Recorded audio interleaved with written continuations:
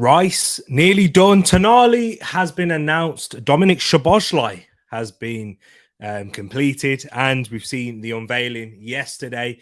Will Romeo Lavia follow him? Mason Mount medical has been completed, and so much more in the early days of this summer transfer market. Let's get into it.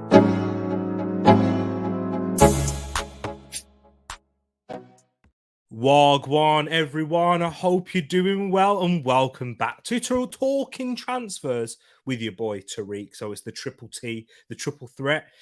You know, as they say right here, I'm absolutely waffling. Guys, it has been a while. It's been the second show in a week. In fact, we started it back last week, so I'm still rusty, guys.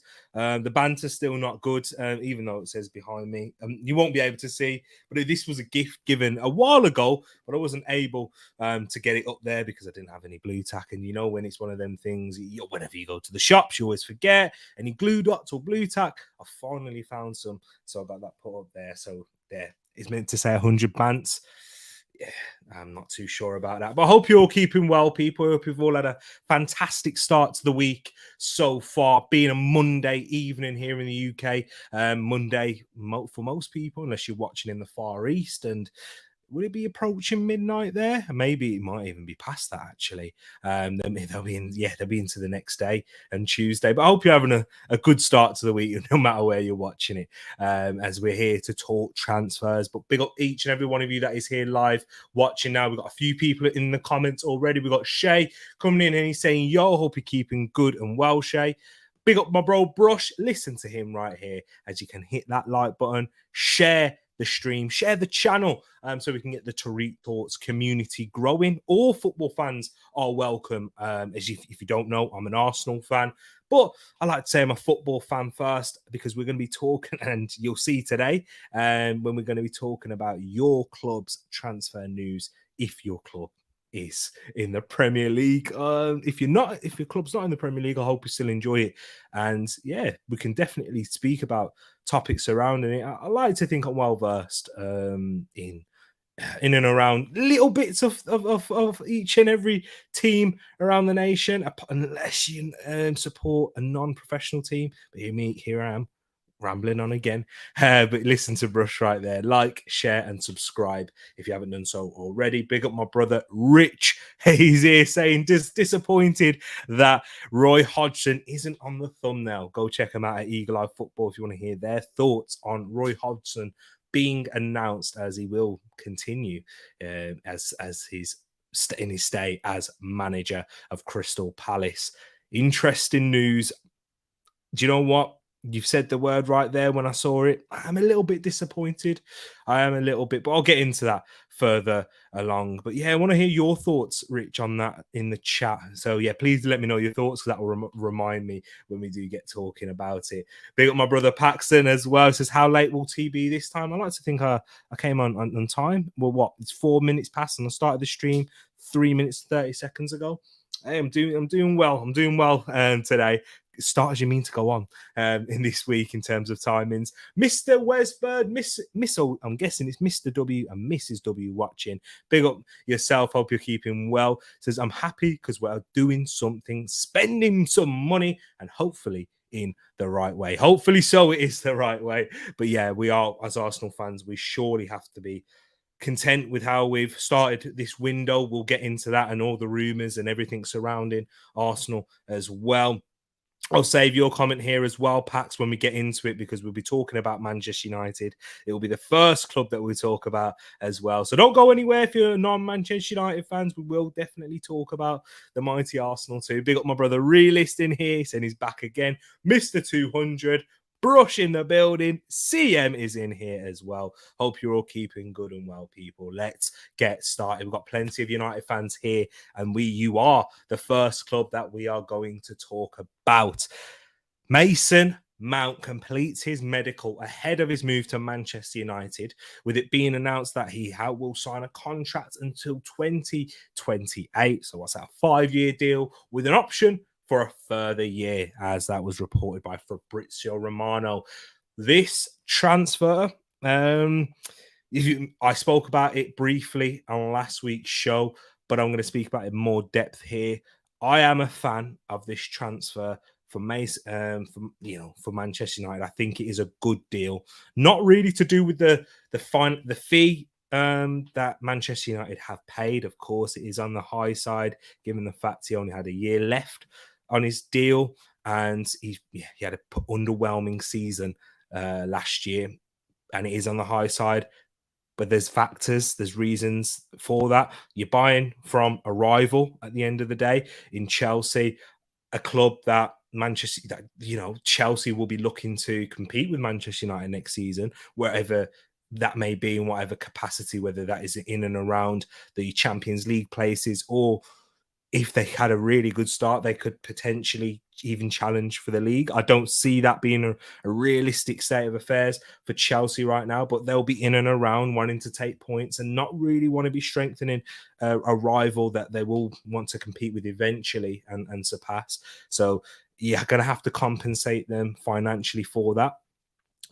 Buying an English player, filling out that homegrown quota, that makes Mason Mount even more valuable, which is why there is such a thing as an English tax, people, because they are more desired, because each Premier League team has to have 8 homegrown players in there. And yeah, that you might think of that, oh, that's quite easy because they don't even necessarily have to be English to be a homegrown player.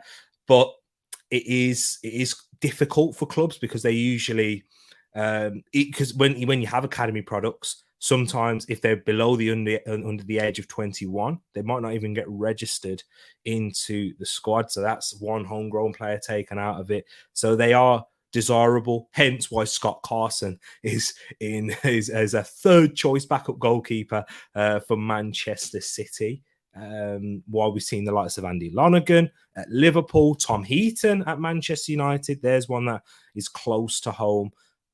And I think it's a good deal because of the player and what he will bring in terms of his profile, the ability that he has, and how Erik ten Hag will want to use him. Of course, Erik ten Hag, his knowledge, he's managing in the Premier League and being a Premier League player. I think most coaches know about Mason Mount, but he's seen him a little bit with a close eye in his earlier days in his development when he was on loan at Vitesse as well. And Mason Mount, when he has been on loan at Vitesse and Derby, he was playing in a much deeper position, playing much more as a number 8, not as a 10 or a wide forward that we have seen him play for Chelsea. And I do think that is a contributing factor to why we haven't seen the best of Mason Mount with his performance levels. I don't think he has been used correctly at Chelsea alongside many other players. I don't think that the players around Mason Mount really help him get the best out of his skill set and the profile of player that he is. Whereas at Manchester United, with the players around him, with Rashford as onto the left, and I can see Mason Mount playing in that left side of midfield, playing deeper. As what you hear the fans say, as an 8. I really don't see him as an 8 in that sense, but he'll be playing deeper in terms of picking up possession. His counter pressing is arguably the best around in his position, which is why he's so valuable and highly regarded by a lot of coaches in and around the game, whether it be Southgate, Lampard, being Lampard's son, Graham Potter, even Pochettino. I believe that he is a Pochettino style of player, and there was rumours that Pochettino was trying his hardest to convince him, but Mason Mount's mind was made up. Due to the lack of respect that Chelsea shown him with the derisory offer that they gave him with his contract, he wanted more up in the upper echelons of the 200Ks, and Chelsea weren't prepared to give him that, even though they've given players like Reece James much more. And yeah, people might say Reece James is a better player, but Mason Mount has been Chelsea's player of the year for 2 seasons prior to the last one in a row. So he's highly regarded. He's consistent in terms until last season when he picked up his injuries, and I believe there was more than meets the eye to Mason Mount not playing many games. And I do think that his situation at Chelsea with the politics surrounding it and his unhappiness towards those above was a part of that. It won't be the first time that's happened in football. But I think in a new environment for Mason Mount, where he is appreciated, where Erik ten Hag really loves the player, and a manager that has the tactical nous and knowledge and the fact that he can actually implement it as well. And I think that will really get the best out of Mason Mount. Yes, he's not considered as a priority for Manchester United, but that deal had to be completed as quickly as possible, so that you can get him in for pre-season, so that you can really get him settled in his new role, I would say, in and around Manchester United. And plus, Chelsea needed the money from an FFP standpoint. They needed it to. I know it hasn't been officially completed yet, but they needed it to, get on in terms of the books, get that sorted before that 30th of June. So it reflects better from a financial fair play perspective. And I really do think that he will suit Manchester United. I think he'll have a successful career there and will become a fan's favourite. I really like Mason Mount. When he was linked with Arsenal, I was quite impressed. I thought, you know what, that is someone that can play in that left 8 position and be the evolution, that progression and development upon Granit Xhaka from what we saw from him last season. Someone who's going to be able to make runs into the box, be a second source of creativity in that central area, with Martin Odegaard being the main source, and then really being a good support act in there and making his late runs. Good ball striker, gets a lot of goals, and takes a lot of risks in and around the final third. And that's what Arsenal wanted, and that's what the top teams really want in there. And even when there is a turnover in possession, counter pressing, that is the most important thing, and that will be the difference to whether you look a solid side defensively or open like Liverpool did last season. So I think Mason Mount will be important from that. Him and Bruno Fernandes are really good pressers out of the ball, and they will bring a lot of intensity that Manchester United missed with Christian Eriksen, although he's got the elegance and the vision and the real understanding of how to play on the pitch. But the defensively left a lot to be desired. And especially in those big games away from home, we saw with Christian Eriksen where Casemiro was on an island almost, with Christian Eriksen's defensive awareness not quite being there. I think it's a good risk. It's a big risk, of course, like every transfer is, but I think it's a good one taken by Manchester United. I want to hear your thoughts, guys, in the chat before we move on to the next topic regarding Manchester United as well. And then so today, I'm just going to give you a quick preface of the show. Today, we're going to be mainly speaking about, in my opinion, the 3 biggest clubs in England. Yes, of course, we're going to touch on other news as well, but I want to go into a little bit more depth on Manchester United, Arsenal, and Liverpool. No particular order, but I believe those are the 3 biggest clubs in this country as well. I think we can all agree on that here. But big up to everyone that is here, locked in. Vibes here saying Money Mace, let's go, says Realist. Top baller. Mr. Wesbird says good move by Mount, in my opinion. Definitely. I think it's in terms of an environment, of course, there's a lot of uncertainty surrounding Manchester United with their takeover. But in terms of the environment on the pitch, I think it's a lot more cohesive. Erik ten Hag's got a project, a clear identity that he's going to be moving by now and really progressing. And I like the way that Manchester United are moving on the pitch. And I like the way that they're moving in the transfer market as well, even with that cloud of who's going to be the owners in 2 months' time. Who even knows? It might even be different by tomorrow. There's still that, but I think they're operating well in that scenario. Although United fans are desperate that the Glazers will be out by the end of it. But yeah, Rich, in terms of Roy Hodgson, said accepted this weeks ago, would have preferred a long-term solution, but now it's down to the owners to get players in. Absolutely agree with you there on that. It's one of them that you had to accept. I would have liked a more progressive manager for you. That's why I was a little bit disappointed. But if this helps you get more players, like focus on just getting players in with the right profiles, and then you can get a good young manager, they can have an instant impact then. So yeah, I understand. And then the market for managers might be different in 12 months' time. Big up my bro Wilf in here and King in here as well. Love to see you guys. And in terms of Mason Mount, let's see what you're saying. Mason over Szoboszlai for me in that Liverpool team. I think Mason Mount would have suited Liverpool as well. I think it's much more of a clearer.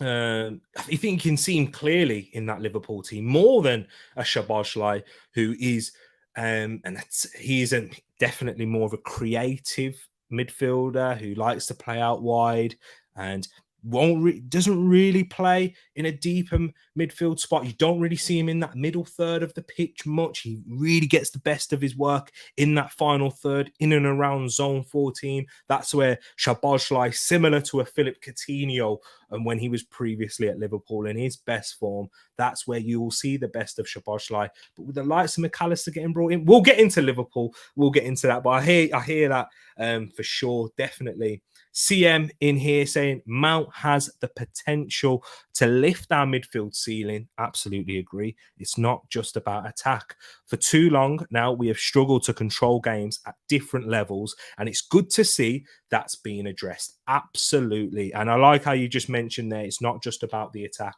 because Mason Mount's biggest USP for me, and what makes him trusted by a lot of managers and picked by Gareth Southgate when people are there questioning him, how are we doing this when we've got the likes of Foden, Grealish, and those players, is because you can trust him to do the defensive work off the ball, to manage, to press when needed, to time that press, to be aggressive and provide that intensity and be a trigger.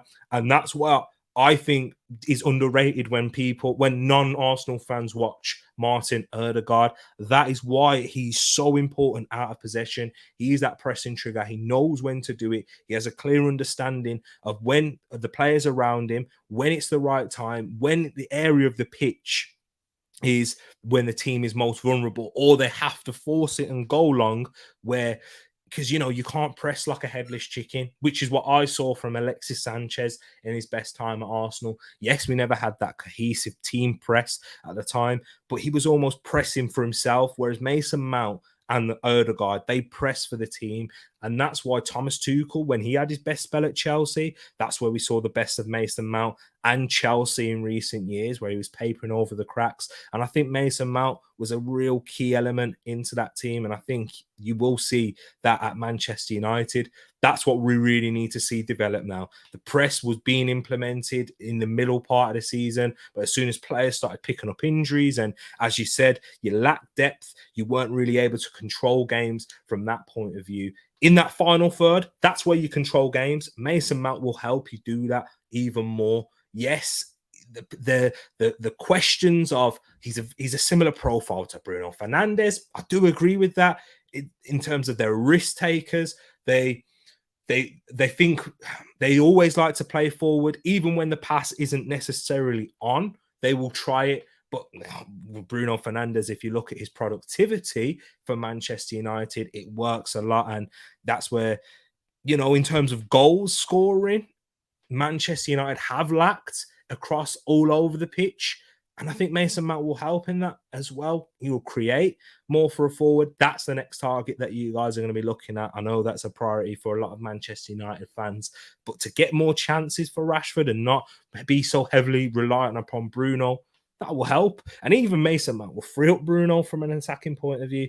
And yeah, and that's how you control games, guys. If you can pin your opposition back as deep as possible, Mason Mount, Bruno Fernandes will help do that. And then you got your Casemiros that can pull out those fires. You got your Luke Shaws who can give you both way, two-way defender.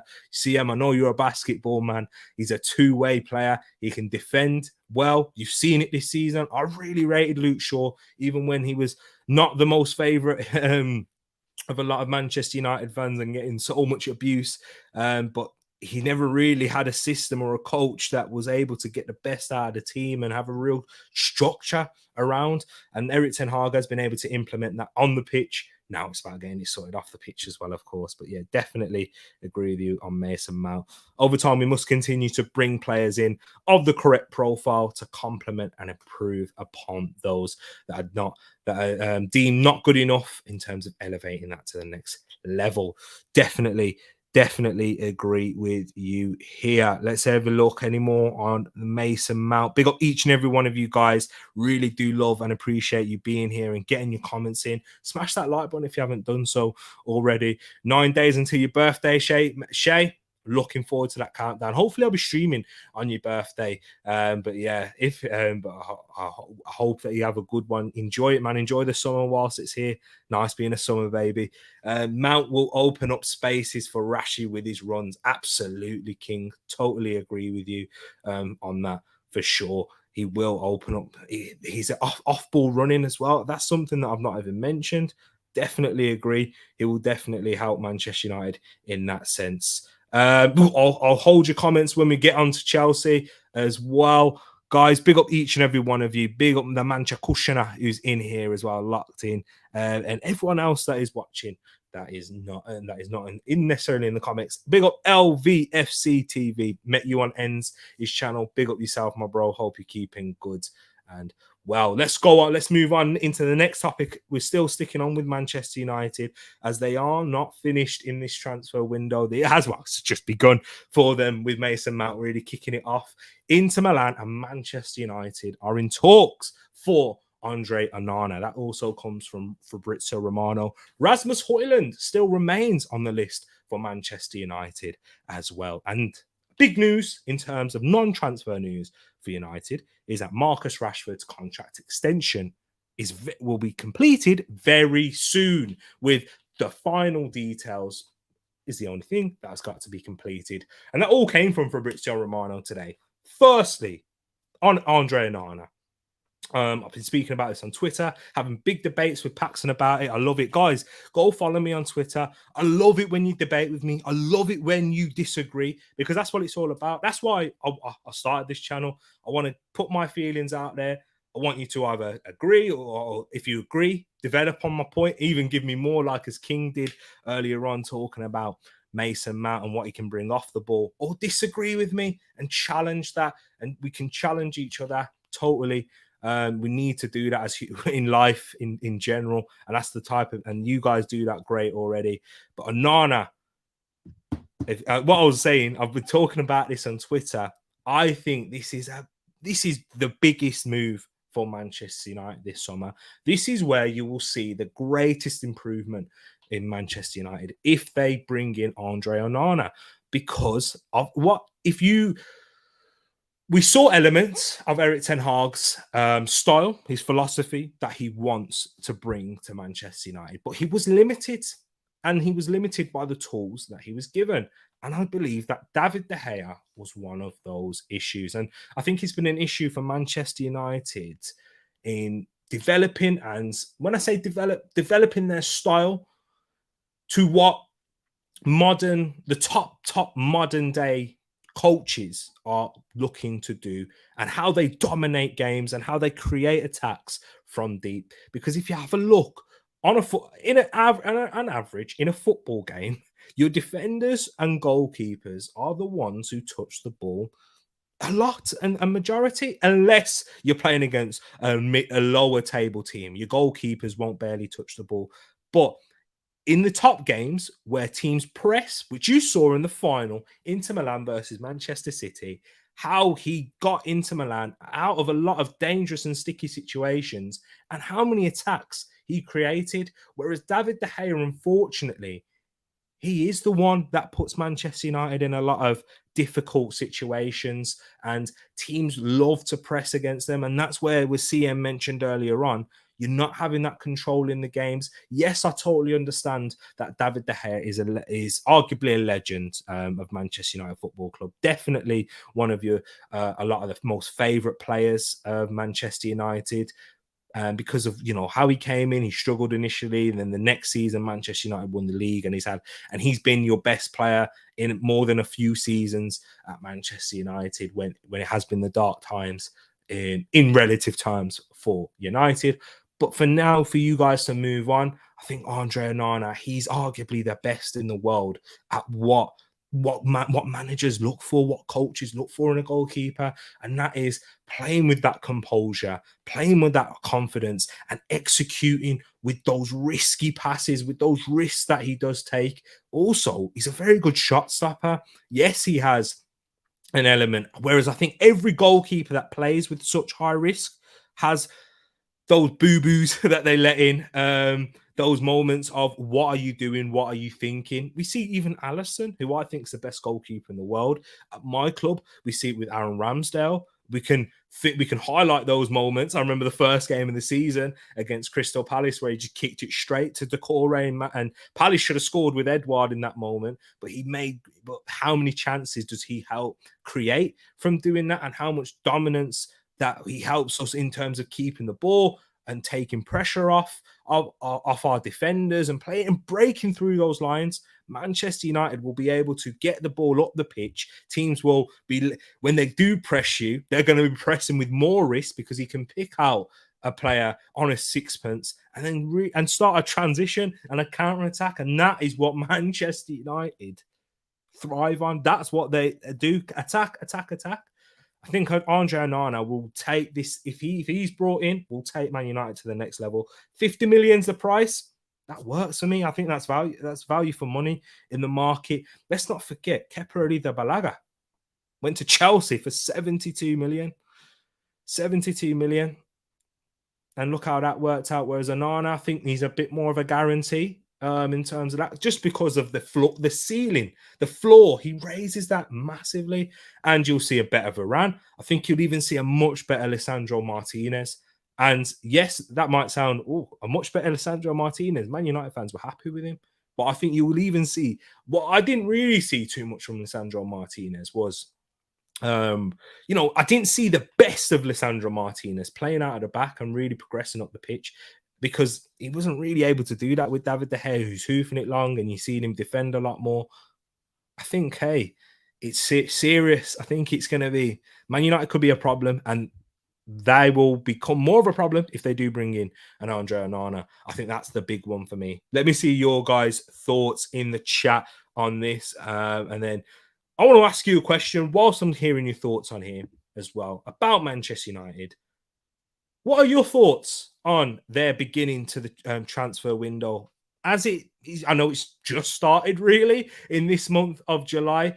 How are you feeling now it's beginning to take shape? And the final one, has the takeover and the uncertainty surrounding the takeover impacted your transfer window so far? Do you believe so? Let me know in the chat and in the comments if you're watching afterwards as well. But let me hear your thoughts, guys. Get your thoughts in the chat. We'll move on to Arsenal after this, but I want to hear. But just finally wrap up on Man United. CM saying 100% T. Luke Shaw proved so many people wrong, including myself, especially with his ability to be versatile, be much more than a hope for the best at centre back. Exactly the level he was playing at centre back. That surprised me as a Luke Shaw fan when I saw that. I remember watching the Man City game, Man United, Man City, and Lisandro just came back from the World Cup, and he had, after his party in Argentina, and Luke Shaw was playing at centre back and Malacia at left back. I thought, here we go, Erling Haaland's going to eat here. But the intelligence that he's shown, the football IQ is very underrated from Luke Shaw. People just think he's a hit and cross merchant. That's what I was hearing, all that nonsense. But the level that he's really shown, and that's what a top coach can do. That's what a top coach, they recognize, they look at a player and say, you've got more to offer. I know what you can bring. I just need to make the playing environment a much more stable one in and around you. And that's where we'll see the best of you. That is why he's been trusted by almost every manager apart from Jose Mourinho around Luke Shaw. So yeah, really do rate Luke Shaw. And yeah, we saw the best of him last season. Indeed. In terms of Rasmus Højlund, the Manchester Kushner says, which version of Haaland, in my opinion? Just a quick thought on that. I'm not the biggest fan of Rasmus Højlund. I don't think that profile is really what Manchester United need up front. He's someone that's still got a lot of areas of development in his game. His hold-up play isn't the greatest. He doesn't. I know. I saw you on Twitter as well. I liked it when you was talking about his goal output in the Serie A. He's a decent finisher in and around the box, not the greatest. Once again, still needs to work on that, and he'll be under a lot more scrutiny being a striker at Manchester United. And the pace and the intensity and the physicality of this Premier League, it will take a while to adapt. And if he already needs to work around those areas of his game, hey, baptism of fire, he might come out and thrive. But yeah, I think it'd be too early for a move like him, for Rasmus Højlund to go to Manchester United and be the focal point. Definitely not for me. Paxton saying Onana is a difficult deal with the FFP issues. T. That's why it's frustrating. I hear you. I do hear you. But there's a lot of uncertainty in and around that as well. Because you'll hear one moment that, Manchester United are struggling in terms of finances. But then you're hearing that there's 100 million in the kitty to try and sign players. I think is a priority. And if you can try and generate money through sales, which just really, like Arsenal have been in many of the years, struggled in that department, and Manchester United certainly have done so. I think it is something that FFP can be an issue, but I think it's something that you really do need to prioritize. And once you can do that, then I'll focus on a striker for me, because there's no point having a good quality striker if you don't have the backline, the backbone to your team to provide them with a lot of chances. I think the best way to say that is look at Harry Kane. Harry Kane's arguably the best striker up there in terms of all-round ability in the league, in the world currently. Yes, off of form. Of course, Erling Haaland's going to say something, but if you throw Harry Kane in at Manchester City, he scores just as much. Whereas if you throw Erling Haaland at Tottenham, it's difficult. I don't think he gets as many chances as he would at Manchester City. So, and Harry Kane was literally making his own chances at the half of the time. And those 30-plus goals weren't enough to get them up the table. Whereas if you can build that backbone, build that solidity, Man United already concede less goals. You can create more goals, more chances for your striker. I think once you've implemented your identity and it's clear to see, and it's really clear that you sign a striker, get them in, get them sorted, that's when you take your final form. I look at how Pep Guardiola, how he built his team. He built from the back first, and was Gabriel Jesus? Yeah, Gabriel Jesus was his first forward signing, like striker in terms of that sense. But his actual first striker signing, clear striker, was Erling Haaland. And look at that, they won the treble. Yes, he signed wide forwards and those things before, and that's how he's usually got his goals, and that's his source of goals.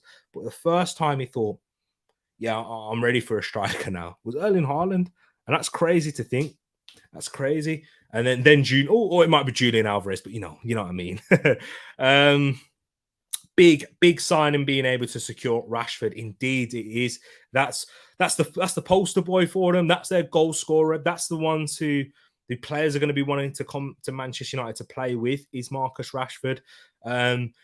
He is someone that will attract players to coming around and play, because they want to play with the likes of Rashford, create chances. Mason Mount, I'm sure that was a factor to go into Manchester United as well. Big up Moss and Luke in here as well from across the pond Sports Talk. Moss is watching Wimbledon live as we speak. Onana is a game changer for Man United, a must-do signing in my humble and accurate opinion. Yeah, I said it, Your Highness. Exactly. I definitely agree with you there, Wilf. He's a game changer for them. Big up my bro DB in here, says happy birthday, because Rice, baby. We'll talk about him shortly as well. King says Mikel wanted Onana after his suspension. Exactly that. That was before Aaron Ramsdale was brought in. It was highly rumored that we wanted to sign him on a free, but instead we went for Aaron Ramsdale. I would have loved Andre Onana to come to the Arsenal. Mr. Wesbert says Onana can only improve United. Sadly, this is it. I'm liking a lot of the thoughts in the chat, people. I definitely agree with you as well. Be better if messaged on a show. Big up my bro Moss in here too. I'm glad we didn't get Martinez, says Mr. Wesbird. I think we would have seen Martinez play more in that left, in that Zinchenko role and be a cover for Gabriel. A little bit how I believe that in terms of how we'll sign what we're going to do with Yuri and Timber. But I get you. The Man United Martinez, I wouldn't want that above Gabriel personally, although I do rate him as a very good defender. Vibes says Santi's boy couldn't score against Sheikh Jassim and his cousins yesterday. Santiago Jimenez. Hey, Vibes, is that true? I didn't even. Yeah, sticky one there. Vibes, he's called you out there, man. Chukushina. United's transfer window currently underwhelming, but it's early days. If the Glazers weren't so incompetent, it would have been done. It would have been a done deal, takeover complete. Definitely agree with you on that. King, I agree with you once again. Evan Ferguson is the one. I'd wait on that. And he says Højlund overrated. King, I totally agree. This comes from a place of mistrust. I think the sale is another excuse for the board to drag out a summer that is seen as crucial for our journey of development. You definitely, CM, well worded when you said that there.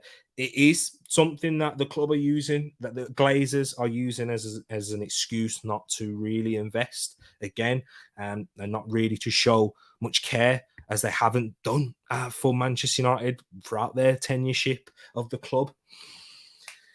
Yeah, it is poor. But that needs to be done as soon as possible. But for me, as a rival fan, it can take as long as it needs to. But now, for the greater good, it definitely does. But what I'm going to do now, guys, is I'm going to move on. Keep your comments coming in. We're going to talk about Arsenal, but let me know your thoughts, guys. If you are watching afterwards, get your comments. I will interact with you in the comments as well. That's something I'm going to try and really do much more on a regular basis as well. But big up each and every one of you that's locked in right now. We're here to talk about Arsenal section. Declan Rice is moved to Arsenal Football Club is now 95% done, says Sammy Mockbell. And I've also heard from Dean Jones saying basically done. That's what the deal is. It's basically done, where Arsenal are preparing for a big announcement. So that we're just waiting on that big announcement, because it is a British record transfer fee of 105 million altogether for Declan Rice. It is exciting. We spoke about it a little bit last week, but it was still up in the air whether it was when we last spoke. It's crazy that that's been a week ago. It feels longer than that. I can't lie. It feels more than 7 days since we was last here talking about, is he going to be going to Man City? Are Man City going to be raising the price, etc.? But Arsenal did last week, Tuesday, indeed slap a £105 million bid, which Manchester City said, nah, we're not doing that. We're not bidding that much. I think that was more of a ploy to save face, if I'm going to be honest with you, because I think what Manchester City did know, that bid would get accepted from West Ham, and that Manchester City would have. They only ever intended to do was match Arsenal's bid, and if they both would have got accepted, Declan Rice. It sounds crazy, but I thought he was always going to choose Arsenal if both bids were going to get accepted. For whatever factor that you might believe, staying in London, Mikel Arteta putting in the graft work, etc. But Declan Rice, he's looking like he's going to be an Arsenal player, and I think it is going to be a monumental transfer for Arsenal. It's a statement piece, and when I say monumental, it shows the direction that this football club is going in. Since when have Arsenal made British record transfer bids in my lifetime? Signings. Arsenal, when we signed Pepe, that had to be paid on a Mad Klarna deal. Arsenal, we've never really done this. This is out of character. Arsenal are a club, when we look at the likes of Thierry Henry, Patrick Vieira, Robert Pires, Dennis Bergkamp, we've all taken them from outside of the Premier League, bringing them in as at the times they were underachieving players. They weren't players at the top of their game they had potential, of course, definitely, but players that we needed to develop and really give them a different environment and place to call home. But now we're signing someone who is so highly sought after, who is wanted by Manchester City, wanted by Bayern Munich, wanted by Manchester United. Chelsea were chasing him for years, but they were out of the race just because of how poor they were last season, not being able to offer him Champions League football. Liverpool, I'm sure Liverpool would have been interested in him, but they just can't afford him financially to put that much on one deal. Although they are spending a bit of money, but we'll get into that. They are spending a bit of money, but they've not been willing to put all of their eggs in one basket in terms of one player. To bring in Declan Rice, this is a statement. I think this is Arsenal's. I don't think there's a signing that will be as big as this. And I know it sounds quite hyperbolic when I say that, but he's going to be. We're bringing in England. This is. Do you know why? Do you know why I say that? Because this is a Manchester United type deal. And I know I just spoke about them, but Man United that's usually the team that signs the best players, England's best prospects out of teams below them. You know, Rio Ferdinand's, Wayne Rooney's, in and around those areas. Michael Carrick's even from West Ham and Lee, so this is why it feels like that. And we're signing someone that's going to be giving us guaranteed games as well, because he doesn't. I don't want to say it too much because his durability is also a part to play in why I'm confident about this £105 million deal. But those are all the soft factors. Those are all the things that I'm talking about from that don't really equate to what we're going to be getting on the pitch. Stylistically, he is going to kick us on even further. We're talking about someone who is he is elite in that defensive ability in recovering the ball, carrying the ball from defensive areas, reading the game, interceptions, tackles, aerial ability, the versatility to play as a defensive midfielder who's just shielding the back four. We've seen that for England. We've seen it for West Ham. For someone who can also play in that final third across all 3 thirds of the pitch, he's comfortable in. Technically sound, yes. I've heard people say, yeah, he's not the greatest. He doesn't look the greatest when he's carrying the ball. He's not as silky smooth as like a Thomas Partey aesthetically, or a Thiago who's going to be doing a flip flap, or a Pogba. But he's someone with a lot of power, a lot of speed, a lot of durability, stamina, fitness levels, and everything that we need in that defensive part of the midfield. And I think, and when you forget what I think. When you listen to professionals, coaches in and around the game, how they speak about Declan Rice, and they all believe that. I've heard Kieran Trippier say, I believe he's the best defensive midfielder in the world. Better than Casemiro? Yeah. I've heard Mikel Antonio. Yes, it's his teammate. People are going to say friends and whatnot, but I've heard Mikel Antonio speak about Scamacca, and he didn't bite his tongue there. But I've heard him speak about what can't Declan Rice do? What does anyone else have above Declan Rice in that position? Rodri was brought up. Declan Rice can do that +1.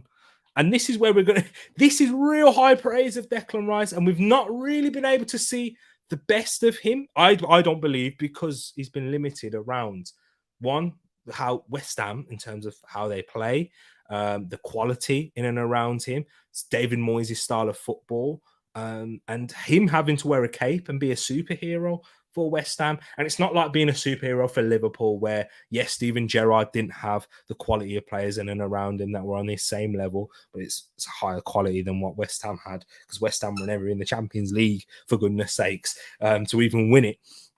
This guy, he is the piece that we will build our team around. And I think that is why we signed Havertz. Those two signings link in a way, because Arsenal don't sign Havertz if they don't believe they were really confident of getting Declan Rice through the door. Honestly, because We're hearing about Havertz playing in that midfield as a number 8. I don't think that works with a Thomas Partey there, because Thomas Partey, yes, he's very good defensively in tackles and interceptions, but he's not as good as Declan Rice. He's not as reliable as Declan Rice in terms of consistency. And the best way to say that is look at the end of the season. Declan Rice and West Ham, they struggled for the first part of that season. And when the pressure got going, when March time hit and they were in a relegation scrap, who turned up and who played his best performances in a West Ham shirt, who dragged his team and helped them get into a Europa Conference League final, winning their first trophy. Yes, it's not a major one. It's not what we will want to be winning or what we will be delighted as West Ham fans have been in terms of winning that trophy. But relatively speaking, he was a leader and he dragged them out of that relegation battle and into their first major trophy in 50 plus years. Serious player. And Arsenal aren't willing to spend this type of money just based off a player profile. They know about the character too. We've seen that with Arsenal. We've known since Arteta's come in the door, he looks into their player's character much more. That's where he determines on if he wants to sign a player or not. The profile will only take you so far, but how he is, man, I'm really excited about that. I'm really excited, and he's a West Ham legend. And I've heard West Ham fans say he's the best player to come out of that academy. Guys, this is real high praise. West Ham had Rio Ferdinand. I'm not even sure I agree with it, because they have had Rio Ferdinand, Frank Lampard, Michael Carrick.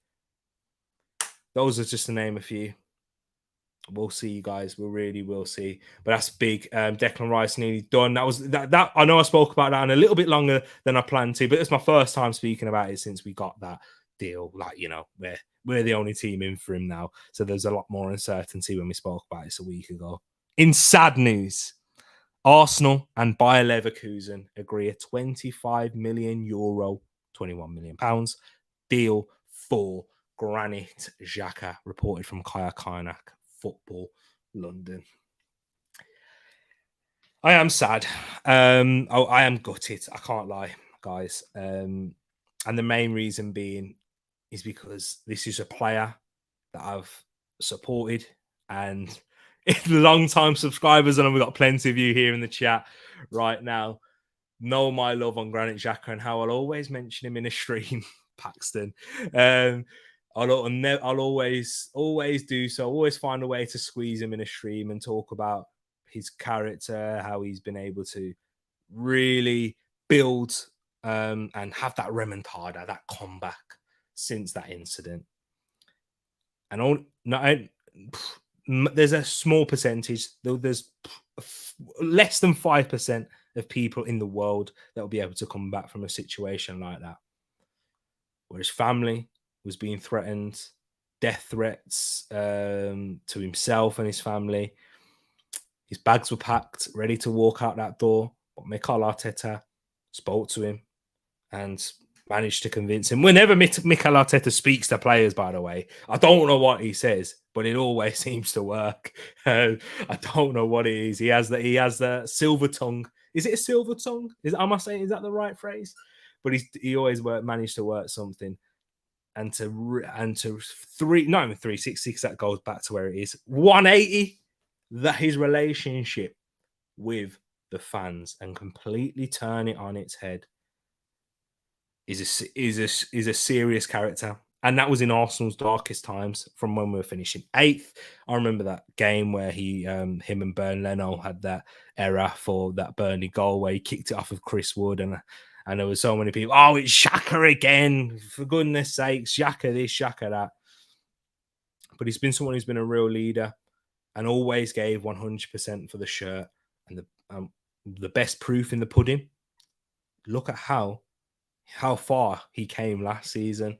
Arteta gave him a challenge and said to him, I need you to play this role. I need you to be able to create more, score more goals, get into the box, not play as deep, because this is the way I want my team to be. If you can't do that, you're not going to play. We're going to have to replace you. So what did he go and do? He lost 3 kg in that summer. Guys, 3 kg for us, for one of us, is a lot easy, especially me. When I'm saying us, I mean for me. Losing 3 kg isn't that hard. But for a professional athlete who are in tip-top shape, who are we're talking about, who are in less than 10% in terms of body fat anyway, and at the top level, it would be more like 6%, because they have certain thresholds at football clubs that if you're over a certain percentage, you won't even play. Like, that's when you see players get exiled. That's the reason why they'll be in the fat club. That's what it's called. But for him to go and do that, and we see the development in his game, scoring more goals, creating more, making runs into the box, having that real intelligence, that ability, that character to even work hard and really adapt his game, and that humility to swallow his pride and say, I'm going to do what's needed to be done. And Arsenal, that was the best Arsenal team that I've seen in my lifetime, and I wasn't fortunate enough to see the Invincibles live. You see, so yeah, and he was a major part of that, and he was the leader of this young group. So definitely love Granit Xhaka. It is the right time to move on. I do believe, having said that and having given that long monologue about Granit Xhaka, I do think it is time that we move on and we further develop, and his remontada is complete. And he how the Wolves game ended, Arsenal fans singing Granit Xhaka, we want you to stay, giving him the banner of farewell. I think he deserved it. Absolutely loved Granit Xhaka throughout his time, even in those dark periods. Yeah, but how it's ended has made it even sweeter for me.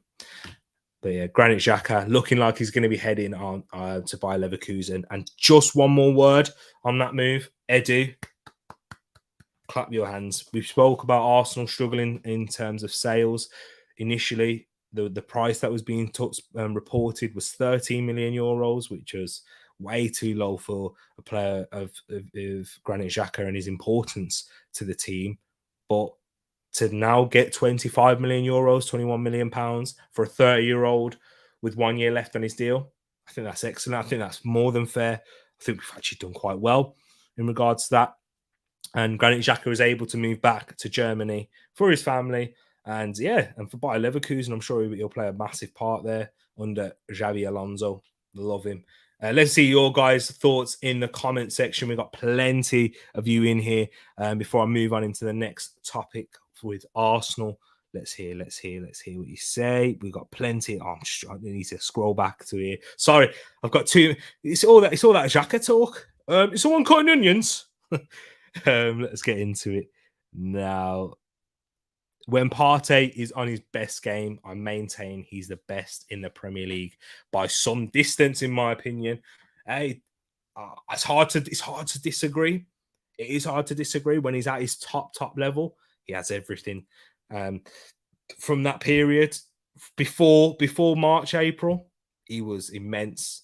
When we saw him against Manchester United, saw him against Liverpool at home, when we saw him against Manchester City when we were down to 10 minutes a couple of seasons ago, his man of the match performance there. It's hard to disagree. That's why him and Rodri for me are the best. Casemiro is up there. He's world class, of course, in what he does. But the all-round part of Partey's game, when he's on form, he's got more, because he can drive with the ball, he can pass aggressively, he can break the lines, he can do all that defensive work in terms of mopping up, have that responsibility aerially. He helps out as well. He scored some big goals this season. Let's not forget Spurs, Bournemouth in those games, Nottingham Forest. What a beautiful goal he scored there. So he's got that in his game too. He's got the all-round package for him when Partey plays. And when he's fit, but unfortunately he's not fit and he's not at his best consistently enough, and it's all linked to do with his fitness, isn't it? Will says, I strongly believe we're going to add Tchouaméni to our midfield. There are those rumours being bandied around. I haven't put that in the list, but I'm waiting for a bit more through more credible sources to be talking about that. But I do agree with you for a certain extent. I do believe that we're going to be adding a Chouameni or someone of that profile into our midfield. But the reason why Will says Chouameni, Real need to build funds from Mbappe, which gives us a strong chance of pulling it off. Plus, we can offer him more game time. Then, at Real Madrid, who've just bought in Jude Bellingham, Camavinga, and they've kept Modric, Cruz, and they've also got Valverde there too. There's a lot of players fighting for that same position in that part of that midfield. I do agree. I think we could offer more. It's something to keep an eye on, and I think if we do pull off a Chouameni, it'll be later in the window. I like the reasoning. I do like it. Let's have a look. What else we got here? Moss says we will be better without Xhaka, in my opinion. Yeah. I think Havertz will be, better in the final third than Granit Xhaka. He will be more comfortable in and around the box, and he'll give us more options. And he won't be as predictable because he's someone that can score with his head, left foot, right foot, create with both feet as well, receive the ball on any angle as well. He's got more of a better turning circle than Granit Xhaka. So he's someone that's less predictable in those areas, which helps and cause more issues for the opposition. But with Xhaka, I think not just what you have on the pitch from his defensive awareness, as we saw against Newcastle with that tackle against Joe Willock, how he reads the game from that defensive point of view, with when the game does shift, when the tide, when we coming up in these top games, these big games where Xhaka can ride that storm and he can drag us through as a team together. I think we will miss that. And the other thing is his leadership. Him just being in and around, guiding those young players, being a model professional. I think we have replaced that with Declan Rice, so I don't think it might be as big as it could have been, let's say, a season ago if we weren't bringing in Declan Rice. But overall, I do agree with you, Moss. I do think we will be better without Granit Xhaka. 20 mil for Xhaka is a good price. Can stop his love affair. you see that? Yeah, 20 is a good price. Now I can stop my love affair. I knew Paxton was going to get onto me for that. Mr. Wesbird says, sad to see Xhaka go, but you got to move on someday. He's knocking on a bit now, and maybe we need a younger guy. Definitely. You can hold on to guys too long as well, can't you, Mr. W? You can hold on to people too long, and what's the saying go? Like if you can leave now as a hero, stay long enough to become a villain. That can happen. I'm seeing it at Liverpool with how they talk about Jordan Henderson, how they spoke about James Milner and the likes of there. So if he leaves now, I'm happy with it. I agree with you on that one. King says I will miss Granit. Definitely. The threats were a disgrace. No need for it and no time for it. Exactly. And he dealt with that, and he took it on the chin to a certain extent. It did affect him. He spoke about it, and he spoke about it with so much openness, and I like that. That's what we need to see from footballers a lot more, so that we can really kick it out of the game, and so that we as fans can condemn them when it does happen, whether we're in and around the stadium or on social media or whatever, or in any capacity. So it was great to hear him talk about that, but for him to turn around after that and show that strength of heart and character to say, you know what, I want to do something special for this club. I know we didn't quite get that Premier League, that sweet fairy tale ending, but I think on an individual basis for Granit Xhaka, it is a beautiful ending for him on that level. Sad to see Xhaka go. Never thought I'd say that, but if it makes it way for Chouameni, I'll take that. Big love and all the best, Granit. Absolutely agree. Absolutely. When it's all said and done, Xhaka does deserve credit for how he has matured since the major incident. He seemed to be popular in the camp and will move on a good note, which is probably not what people would have expected a while back. CM, once again, you've hit the nail on the head. And this is what we forget with footballers. They're still young men. He has matured on the pitch, off the pitch. He's had his stupid moments where he's let his emotions get the better of him when he's picked up red cards for doing all sorts of nonsense. on there with how he's reacted to the fans and how he developed in that area. He really has matured. And yeah, I would have done the exact same thing. And mate, I don't think I'd have ever pulled on an Arsenal shirt again. That's a club that I love. Do you know what I mean? And I speak about with so much passion and love for and admiration for the club. But if that would happen to me, I don't think I don't think I'd have been that strong to cope with it personally. But he matured and he grew and he understood. Not when I say there's no reason, there's absolutely no reason or no excuse for fans to do that. But he knew what he needed to do to win him over, and he certainly did that. So yeah, we definitely wouldn't have expected that a while back. I totally agree. Big up yourself, no. I hope you're all good. Yes, I've been okay. Yeah, I've been okay. Thank you for tuning in, my brother. Really nice to see you here. Mr. 200 says, I think against teams where at times we struggle to break down, Rice will help us progress the ball quicker into attacking areas. Yeah, exactly. 100% agree. Being putting the boy to bed. Don't know if this has already been said. No, it hasn't. It hasn't been. And Mr. 200, absolutely agree with you. He will help us with that, and he'll give us another element from midfield in how we get into those attacking areas, because we've not had a midfielder that can drive with the ball, that can carry the ball in long distances. There's not many midfielders that can actually do that in the world. Think about it. How many midfielders in deeper areas can dribble and drive? Man City have just signed one now with Mateo Kovacic. He's very good at doing that. We've got it now with Declan Rice. Paul Pogba was very good at doing it for Manchester United when he was in his best form. Yaya Toure. And we're talking about players that aren't currently in the Premier League anymore. It's really interesting. And it gives us another element, another thing, another string to our bow to help us attack and challenge this Manchester City team. Kevin De Bruyne, excellent at doing it as well. I'm loving it. Mr. 200. I was about to call you Wilfin. You've got me excited just by bringing that point up. Definitely agree with how he progresses the ball quicker and gives us another way to attack through midfield. Always try to leave in a high. Definitely. I kind of get what you said there, Marcel. Yeah, I get you. I do think that if Xhaka was played as a number 8 earlier with a DM, his Arsenal legacy would have been greater. But I wish him all the best. Such a wonderful player and leader. Another fantastic point that I didn't even mention, King. If he was played as an 8 and not played as a defensive midfielder, where he's having to do what Thomas Partey's done, and we had no DM when before Thomas Partey came. We didn't have anyone to do that. Xhaka was seen as that, and that's when he looked exposed, because he just simply didn't have the profile to do so, or the ability, the physical abilities mainly to do so. So yeah, 100% agree with you there. We saw the best of Granit Xhaka when he was partnered with Thomas Partey. So it's a very good point. Exactly, King. Exactly.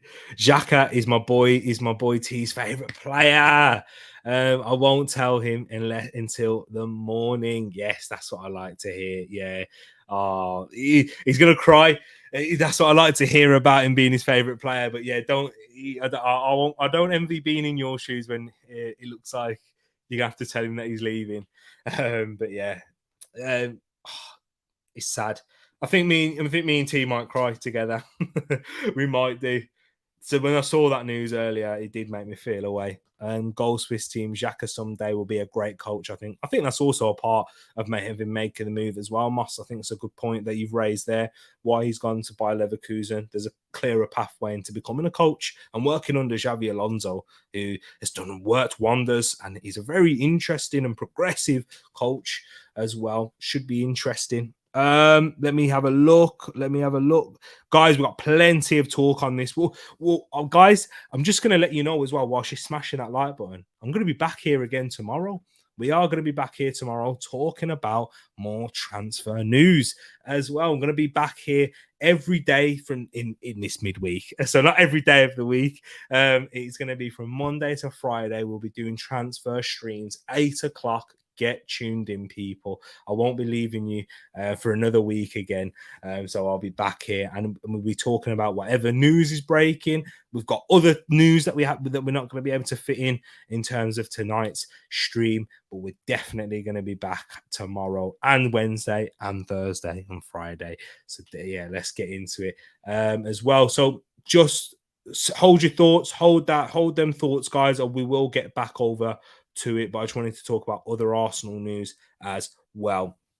As Jurrien Timber is expected to join within the next week. That's what we heard from Mark Irwin, who works at that terrible newspaper. That's the big yellow thing in the sky that's really hot and makes our day better when it is not out. But yeah, Jurrien Timber expected to join within the next week. That should another exciting signing for Arsenal. I'm not as confident with Jurrien Timber to do well as I am with Declan Rice and even Kai Havertz. And the main reason being, I think he's going to need to have an adaptation period in the Premier League. I think it's going to be interesting to see what position he's going to play for Arsenal, and defensively, aerially. I can't really. Do you know what? I don't think he'll ever play centre back for Arsenal. When I say that, I mean in the Premier League ever. Yeah, he might play it in the cup or whatnot, but I don't think we'll see him play centre. That was a bit of a hyperbole. Let me scrap what I said ever. I don't think we'll see Jurrien Timber even be the second choice centre back. I think he'll be Ben White, and I think Timber will be the right back that we use. I think you'll even see Tomiyasu playing at centre back over Jurrien Timber.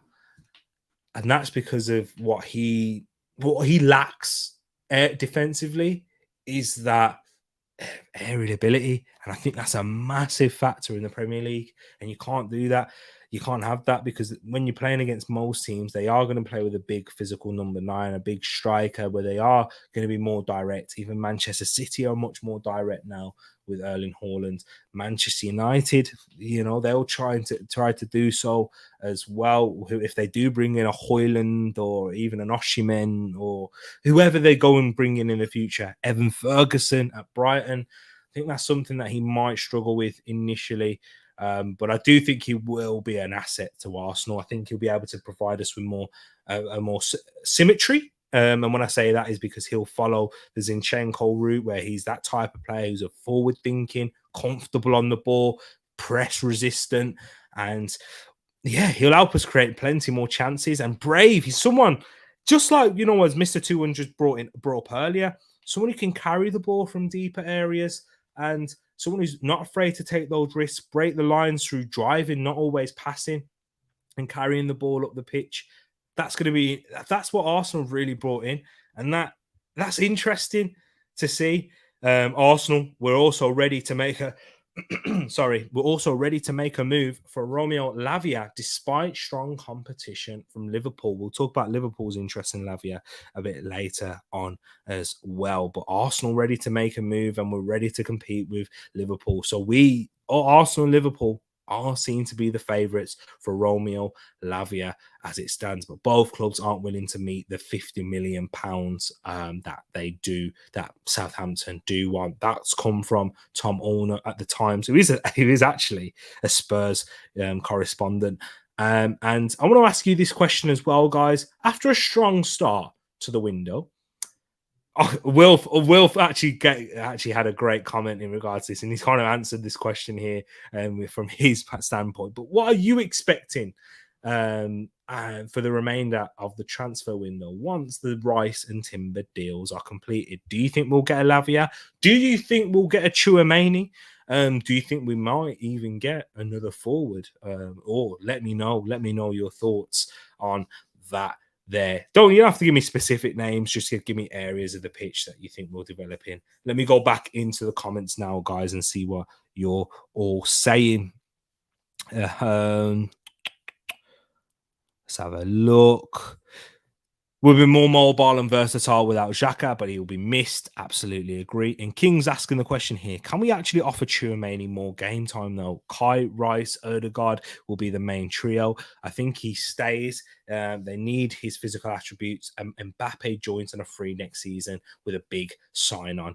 I hear that. And you know what? If we keep Thomas Partey, then we definitely can't offer him as much game time as he'll probably want. And we can't really offer him more game time than even Real Madrid. Not saying that he's not good enough to do that, but just from, if we have Thomas Partey, he'll be the secondary option to Rice, and even potentially Rice could move up into a number 8 position and we start Partey in some games. We're still going to be keeping Jorginho as well, and Jorginho is going to be an asset in some games, especially in the Cups and the Champions League, someone with Champions League experience, Champions League winning experience as well.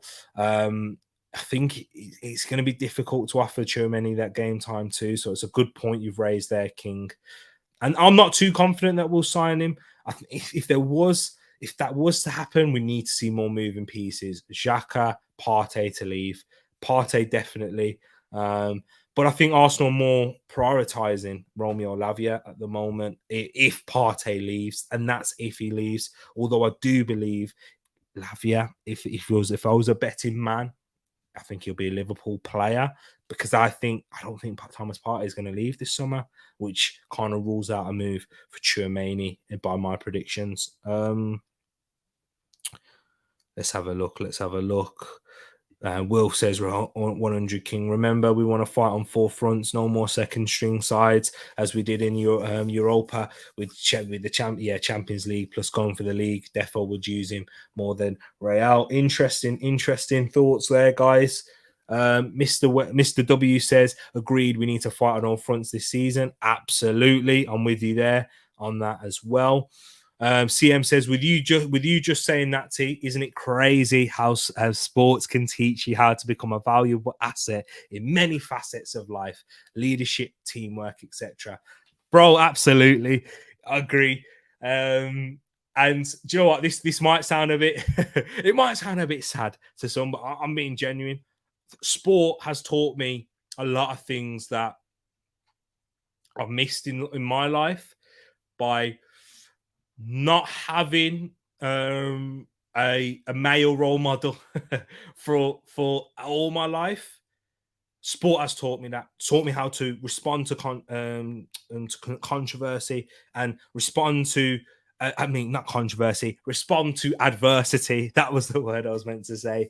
How to react, how to be humble in victory and gracious in defeat. And that's in so many different aspects in life. When you face rejection, even from a girl or from a job or from any sort of aspect in life, sport has been able to teach me that, whether it's been watching it or experience it by being a part of team environments, and really giving that thick skin to not take too much to heart on what even a manager may think of you. Because it's all opinions at the end of the day, guys. We've all got people that we're not massive fans of, that that we don't necessarily see eye to eye with, but it's all about having that respect level, and that's what sport has also taught me as well, is to be respectful to authorities in the referees and whatnot. So yeah, man, I think sport does teach you that, and in many facets of life. And I like to think that it's helped me learn out in terms of teamwork, and I do aspire to become a leader one day in whatever, a leader of the household or a leader of a business or whatever. So yeah, man, definitely agree with you there, CM. Totally again. Modric and Kroos are playing less. Bellingham, Tchouaméni, Camavinga is the real future. I don't see them selling, but I would take him, but I don't see it. Don't forget Federico Valverde as well. He's someone that they really like and that plays a lot. It's hard. The Tchouaméni could leave. I think it would make more sense for him to go to Man United. But I've given them too much praise today. I don't want to give them a top player as well. Love to see you here, guys. Love to see that. Timber will be a right back, in my opinion. Me too. Absolutely. I don't think I want to see him at centre back as well. But yeah, I think he'll be an excellent right back for us in the long term. Timber will complete Arteta's defense. Yeah, finally Finally, so actually, do you know what? I still think we're missing one more piece from our Arteta's defense, and that's another left back. I think eventually Tierney might stay for this season, but I think beyond next season, I think we'll still look for another left back. But yeah, we're nearly there. We're nearly there. Arteta does love to buy defenders. He's bought a defender in every transfer window. I think he genuinely has. Did he buy one in last?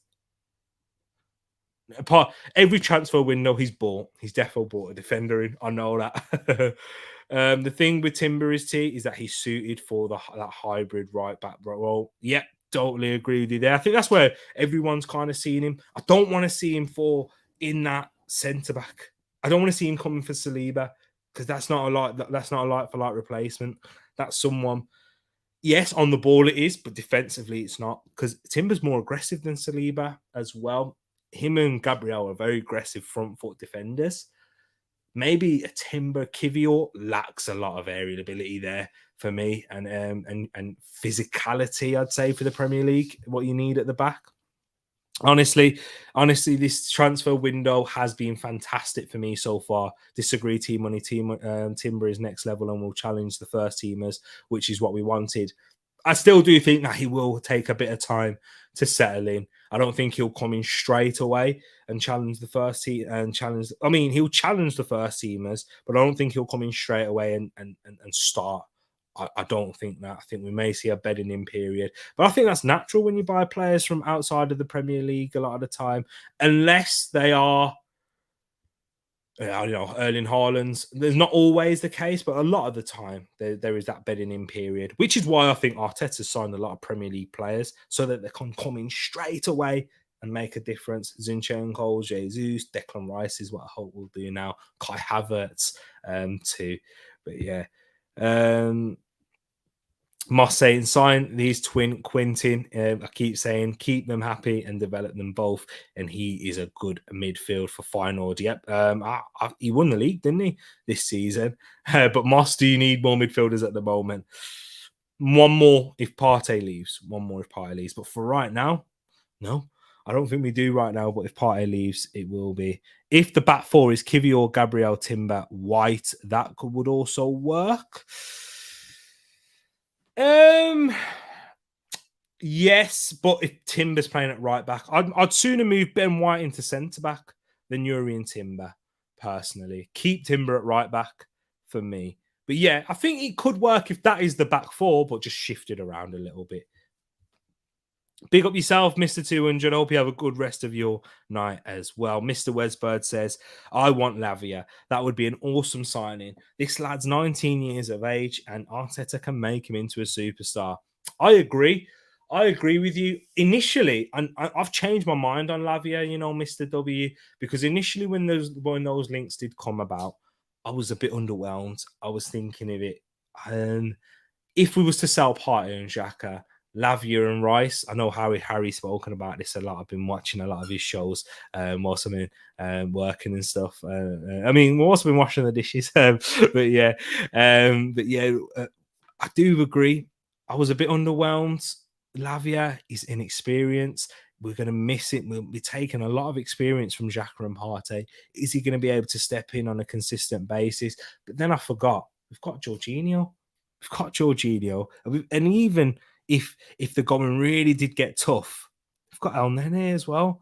And El Nene is a solid player. Yes, he's not going to give you eight out of 10s, but he's not going to give you below a 6. That's just the way he is. And Declan Rice, if it would be a catastrophe if he picked up a major injury and was out for a long time, because he simply never had that in his career. He's durable. It would have to be like a serious knee injury. It's not going to be like a something that where his body completely breaks down. And if it does, it's a complete, as I said, catastrophe and out of nowhere, because it's not following from what we've seen from him so far in his young age. Vibe says King Ten Hard won't mind about Timber. You can have him. You can have him, and you can't have him and Martinez as a centre back pairing in the. Absolutely not. Totally agree with you. I think it was Timber as the priority, and then Martinez. But you can't have both. I think that's what it was last season for Erik Ten Hag. You're right, Vibes. I do agree. with you there. You can't have both of them. Zinchenko, Gabriel, and Saliba, Timber, or like City do, Kivior, Gabriel, Saliba, White. Yeah, something like that. Something. I think you could play Zinchenko and Timber together. I do think you could do that with Gabriel and Saliba being at the back because they bring that physicality, solidity, that, yeah. And they balance each other well. Saliba being the sweeper, Gabriel being the aggressor, and whatnot. And yeah, Timber is stronger defensively than Zinchenko, but not in a centre back position. Big up each and every one of you guys. You know what? I know I haven't spoke about Szoboszlai. I've not spoke about Liverpool or Newcastle, and they're in the title of this video. But I am gonna have to wrap it up here. We spent a while talking about Manchester United and Arsenal, but don't you worry, we will be speaking about those tomorrow, guys. So do tune in as well. Just got to wrap it up. Got to eat some dinner. Got to eat some dinner now, guys. But really do appreciate your engagement here in the chat, people. Thank you so much. Sorry if I couldn't get through all of them. Tried to talk about the topics as well and engage with you guys, but it has been amazing. I'm glad that you're here. Smash that like button if you haven't done so already. I will be back here with you 8 p.m. tomorrow, so stay tuned in. Make sure you hit that notification bell and get sharing the channel. We'll be bringing these Tereak Talking Transfers Triple T shows on throughout this week, yeah, from Monday to Friday. And on Friday, it will be the first Friday night draft. We will Friday night fun. It will be a draft. I've given it away there, but yes, I'll be hitting some of you guys up to try and come on the show as well. But yeah, sorry, Pax, rambling on too long again. But yeah, big up my bro Pax and everyone that's been locked in here. Thank you for tuning in. We will be back again tomorrow. And hit that like button and subscribe. We're out. Peace.